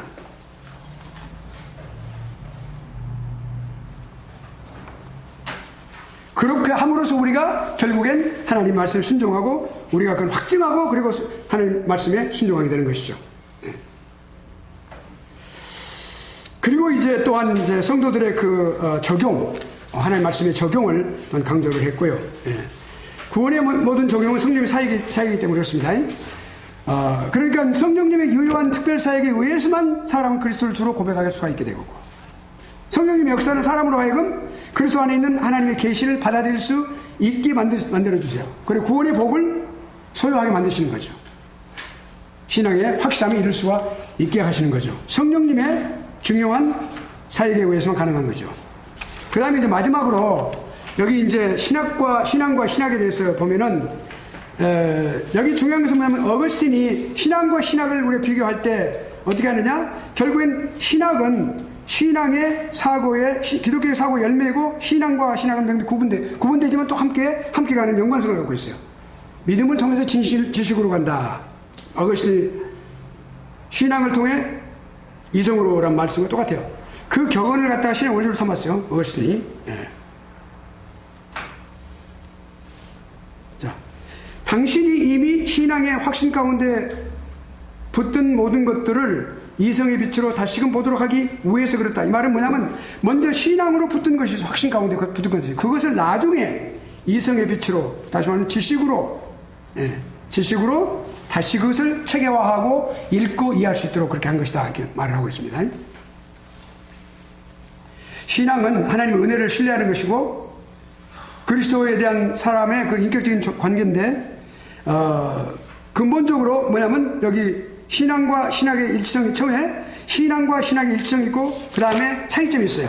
이걸 간단히 말하면 신앙과 신학 사이에는 많은 일치가 존재하는 것이 분명합니다. 자, 그러니까 보면은 신앙이 이해를 앞서가며 신앙에 먼저 존재하지 않았던 것들은 어떤 것도 지성에 존재하지 않는다. 그 신학의 표현이에요. 그러니까 반드시 신앙이 먼저 있어요. 그러니까 학문으로서의 신학은 신앙의 토대 위에 수립되는 거예요. 신앙은 신학의 사고할 자료를 또한 제공해 주는 거죠. 따라서 신학은 신앙으로부터 신앙에 의하지 않고는 어떤 내용도 가질 수 없어요. 그러니까 신앙이 없는 신학은 신학을 아니라는 말이죠. 그러니까 만일에 신학이 신앙을 포기한다면 신학으로서 존재하지 않는 것이죠. 어떤 경우에든 신학은 어떤 사고를 통해서든지 신앙의 입장을 초월할 수가 없어요. 네. 신학은 신학자로 하여금 연구해서 그것을 진리를 아래와 진리 안에 있도록 해주는 거예요. 안 돼. 신앙 아래, 신앙 안에. 예. 진리를 떠나서 진리를 마주보고 있다든지 또는 진리 있게 하자는 거예요. 그러니까 신학은 성경이 우리에게 제시하는 현실 세계 두 발이에요. 자리 아니라 두 발입니다. 두 발을 딛고 선다. 죄송합니다. 그 다음에 신앙과 신학의 차이점은 뭐냐? 이게 공통점은 일치점은 뭐냐면 반드시 함께 가는 거죠. 예. 신앙이 존재하고 그 다음에 신학이 따라가는 거. 함께 있는 거죠. 밀접한 관계를 갖게 있는 것이죠. 자, 차이점은 뭐냐면 이거였어요. 신학은 구원하는 신앙이 참된 지식을 포함하기 때문에 지속적이고 의도적인 연구를 통해서 그 지식 깊이를 확대할 수가 있죠. 그러니까 원래 신앙이 갖고 있는 지식을 신학이 더 연구를 통해서 체계적인 그리고 지속적이고 의도적이고 체계적인 연구를 통해서 그 지식 깊이를 더해가게 하는 것이 신학이에요. 신학은 개인적인 것입니다. 인간 자신과 내 자신과 연관시키는 거예요. 신앙은. 예, 인간 자신과 연관시키는 것이죠. 그런데 또 하나 교리의 종교적인 것에 직접적인 관심을 갖고 있는 것이 그게 신앙입니다. 그런데 신학은 객관화시키는 거예요. 이게 개인적인 것이 아니고 객관화시킨 겁니다. 학문화시켜서 진리 자체는 있는 객관적으로 존재하는 것으로서 진리를 살펴보는 거예요. 그러니까 객관성을 찾아내는 거예요. 또 신학은 진리의 통일성, 내적인 영광성을 추구하는데 하나의 체계에 이르도록 하는 것이에요. 체계화시키는 것이에요. 그런데 신앙은 그 직접적인 어떤 대상에 집중합니다. 그러니까 어떤 교리 하나에 단편적인 어떤 교리에. 그러나 신학은 전반적인 범죄가 다 모든 교리를 다 묶어서 체계화시키는 거죠. 그렇지만 이런 차이가 있지만은 신앙과 신학은 반드시 서로를 필요하게 돼요. 밀접하게. 그러니까 신앙이 있음으로써 신학을 세속화를 방지해 줍니다. 만약에 그 신학이 세속화가 됐다 그러면 그게 신앙이 결핍된 것이에요. 신앙이 신앙으로 함께하지 않은 것입니다. 그러니까 신학은 또 신앙은 뭔가 함께 성령은 하나 되게 하신 거죠. 근데 이것을 분리시켜주는 것을 방지해주는 거예요. 신학이. 왜냐하면 체계화시켜서 그것을 분명하게 그것을 디파인 시켜주기 때문에. 그러니까 교회와 학교는 신학교 또는 교회와 학교 다 말하는 것입니다. 신지동산 다. 그 교회와 학교는 둘입니다. 따로. 그러니까 둘은 반드시 긴밀하게 연관되어 있다. 그러니까 왜냐하면 선지동산에서 교육을 시켜서 훈련시키고 그래서 교회로 다시 내보내거든요. 교회 사역자로. 네. 그 다음에 마지막에 그러면 우리가 이제 모든 이 신앙을 공부하면서 신학자가 어떤 바람직한 자세를 가져야 되냐. 이것으로서 우리가 마치도록 하겠습니다. 첫째로 준비성입니다. 무엇을 내가 할 것인가? 내가 어떤 사역을 할 것인가? 내가 어떤 사람을 쓰임받을 것인가? 내가 결정하는 것이 아니라 하나님께 이미 결정해 놓으셔서 부르실 때입니다. 그 마음의 준비가 있어야 된단 말이죠. 실질적으로 마음의 준비뿐만 아니라 현실적으로도 그렇게 해야 된단 말이죠. 준비해야 돼요. 그러니까 철학적이고 역사적이고 언어적이고 기초적인 과정은 신앙연구학의 필수 요소들이에요. 그러니까 지난번에 말씀드렸죠. 그러니까 주의종이 될 사람은 반드시 신학과 심리학을 해야 된다라고 말씀드렸어요. 그건 하나의 단편적인 걸 말씀드렸는데 이런 철학적인 사고방식이 있어야 된단 말이죠. 그렇게 할 수 있도록. 역사적인 것은 우리가 늘 그게 공부하고 봐야 된다는 말입니다. 그렇게. 네. 하나님의 역사를 우리가 봐야 돼요. 언어적인 것은 뭐냐면 히브리어와 헬라어를 공부를 해야 된다고 말이죠. 네. 이해하기 위해서. 기초적인 모든 과정들은 네. 고등학교와 또 이제 그 위 과정에서 우리가 기초적인 과정은 다 필수 요소들이고 이렇게 예비되고 훈련된 사고되었을 때 어떤 좋은 임무가 있냐면 주어진 임무가 주어지냐면 우리가 신학도들로서 공부할 때 말이죠. 예, 우리가 늘 공부하면서 그런 공부를 계속해 나가시는 거예요. 여러분들이. 신학교에서. 예. 학교에서 미처 못하는 것도 신학교에서 선지동산에서 여러분이 다 공부를 이렇게 할 수 있도록 이렇게 갖출 수 있도록 그렇게 하고 계시는 거예요. 그러면 그렇게 나가는 사람으로서 어떤 것이냐면 임무가 있어요. 첫째는 자료를 발견하는데 도움을 줘요. 우리가 이런 모든 일반적인 어떤 이런 준비가 다 되었을 때 여러분이 이제 이렇게 글 쓰는 것도 찾아보는 거예요. 모든 것도 우리가 할 때 거기서 우리가 자료를 발견하는 것이 중요해요. 신학교를 졸업하면 아주 훌륭한 어떤 지식을 하고 졸업하는 게 아니에요. MD를 졸업할 때 어느 학교나 마찬가지예요. 무엇입니까? 어떤 자료를 구분할 수 있고 어떤 자료를 그것을 어떻게 얻느냐 하는 그 방법을 알고 나가는 거예요. 혼자 해 나갈 때, 목회를 해 나갈 때, 아니면 신학 공부를 계속 해 나갈 때, 선교를 해 나갈 때, 학교를 운영해 나갈 때, 또는 무슨 선교회 사무실 운영해 나갈 때, 교회를 또한 이렇게 사역을 해 나갈 때, 그러니까 필요한 모든 것들을 그런 모든 자료들을 그리고 구분하고 선택할 수 있도록 발견하는 데 도움을 주는 거예요. 그것이 어디가 있어요? 가장 중요한 것이 성경에 있어요. 그러니까 신학의 원리고 유기적인 통일체험. 그 다음에 또 성경 전체에 흩어져 있으니까. 두 번째로 신학자는 획득한 자료들 성경의 자료하고 또 그 외에 다른 참고서도 또 필요하겠죠. 그런 자료들을 생각함으로써 작업을 해나가야 되는 것이죠.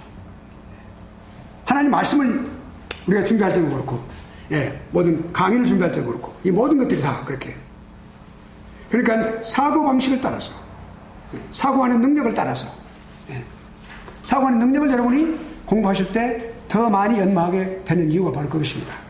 그러니까 그리고 그 다음에 세 번째로 신학교에서 사고하는 모든 진리들 그것은 딱 하나로 체계화되어서 단일화되는 그런 임무를 갖는 거죠. 그러니까 이렇게 우리가 어떤 신학에 있어서 계시 가운데 여러 가지 감춰지는 모든 것들을 다 통일된 체계로 말이죠. 체계화시켜서 그건 쉬운 것은 아니지만 바로 그렇게 해요. 그렇지만 학문이 더 깊이 우리가 중요한 거 있어요. 그래서 여기 이제 헬만 바빙크 박사는 이 교회학 제1권을 마치면서 참 놀라운 것을 발견하고 있어요. 우리가 이런 부분에 대해서 때때로 우리가 그런 것을 느낄 때가 있어요. 그런데 뭐냐면 이거 보세요. 학문이 그 대상에 더욱 깊이 연구함에 따라서 그래서 신학을 말하는 겁니다. 신학. 그런데 일반 학문도 마찬가지지만 그 정점에 있는 건 신학인데 더 이상 나아가지 못하고 멈추는 것을 볼 수 있다. 학자들이요 끝까지 다 나가지 못하는 경우가 많아요. 더 이상 더 알고 싶고 더 추구하고 싶은데 그렇게 못하는 경우를 경험하는 것을 우리가 볼 수가 있어요. 그냥 지금 여기서 말하는 건 뭐냐면 멈춘다 말이죠. 그러니까 학문이 그 대상에 더 깊이 파고들면 들수록 그만큼 신비에 접근하게 됩니다. 특별히 신학은 하나님의 이 신비주의가 아니고 하나님 말씀 자체가 심지어 하나님의 특별히 계시를 통해서 모든 하시는 말씀 예수 그리스도 신비적인 연합 모든 속죄사기 모든 것들이 신비에, 실질적인 신비에 해당되는 거죠. 신비에 접근하게 된다.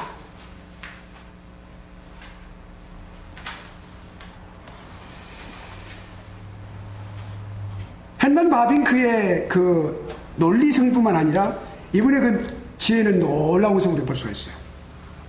우리가 그 보면은 말이죠. 여기 지금 우리 교과서를 사용하고 있는 책이 약 한 600페이지 가까이 되는 책이에요.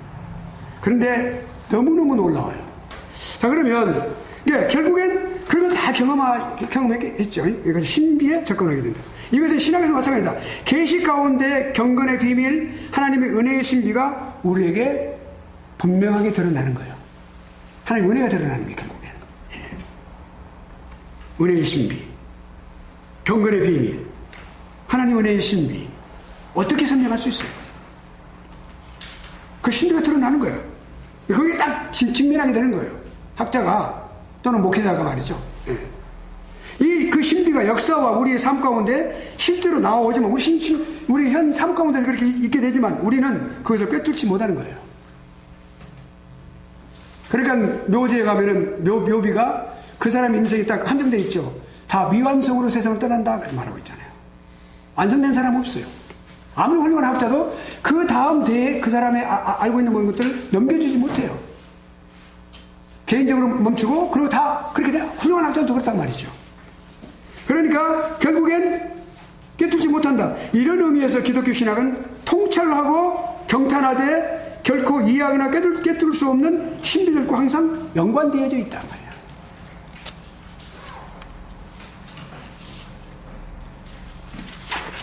그러므로 신앙 또한 뭐예요? 경탄으로 올라가는 거예요. 결국엔 신앙은 경탄, 놀라움의 그 어떤 탄식, 놀라움의 어떤 그 탄식이에요. 아, 그렇구나. 우리 하나님 말씀을 읽을 때, 우리 묵상할 때 가슴을 치는 거예요. 가슴이 뜨거워지고 시원한 그런 거 하나님 말씀 막 거기서 그냥 놀라운 것이 막 눈물 나오고. 왜 그렇습니까? 그게 경탄이에요. 그게 결국 하나님 말씀의 신비 속에서, 하나님의 역사하심 속에서 그렇단 말이죠. 그의 지식은 경배로 마치게 된다. 아무리 지식을 훌륭해도 결국엔 하나님 앞에 내가 주님 앞에 내 무릎을 꿇습니다라고 경배하는 것으로 마치게 된다고 말이죠. 비록 우리가 신학을 우리가 어떤 지식적인 것으로 생각했다 할지라도, 그런 생각으로 시작했다 할지라도 결국엔 이렇게 된다는 것이죠. 그의 고백은 찬송과 감사의 노래로 종결된다. 하나님을 찬양하는 게 밖에 없어. 감사할 수밖에 없어요. 그렇게 되어지는 거죠. 일반적인 모든 지식은 다 가는 거죠. 신앙 자체가 그렇다는 거예요. 신학이 그렇고, 신학이 목적하는 하나님에 대한 지식이 이러한 속성들을 가진 것이다 말이죠. 뭡니까? 그 지식은 단지 알거나 이해하는 것이 아니라 그 지식은 영광스러운 통찰의 지식으로 그것이 생명이고 영생이라 그래요. 그러니까 영생의 말씀, 그 말씀을 체계한 것이 신학이라는 말이죠. 그러니까 결국엔 우리가 이와 같이 하나님 앞에서 하나님의 우리 이성으로는 도저히 우리 어떤 믿음의 한계로는, 우리의 생각으로는 이해할 수 없는 부분에 계시는 하나님, 그 하나님께서 우리에게 주신 하나님에 대한 지식, 이 말씀, 예수 그리스도 오신 그 순간까지 반드시 있어야 될 이 하나님의 말씀을 통해서 우리가 매일매일 그리스도의 장성한 분량에까지 자라면서 우리가 결국엔 우리가 하나님 앞에 찬송하고 감사하고 경배하고 경탄하고 무릎을 꿇게 되는 것이죠. 그것이 하나님의 모든 역사는 생명의 역사이기 때문에 그렇고, 그게 진정한 신비이기 때문에 그렇습니다. 그러니까 우리가 신학자라고 해서, 학자라고 해서 우리가 머리를 이렇게 다닐 수 없는 것이고, 오히려 더 많이 고개를 숙이게 되어죠. 우리가 더 깊이 가면 깊이 갈수록, 이런 것이 참 놀랍다 라는 그런 경탄에 하나님 앞에 무릎 꿇게 되는 것이죠. 여기까지 이번 학기에 교회 신학을 마치겠습니다.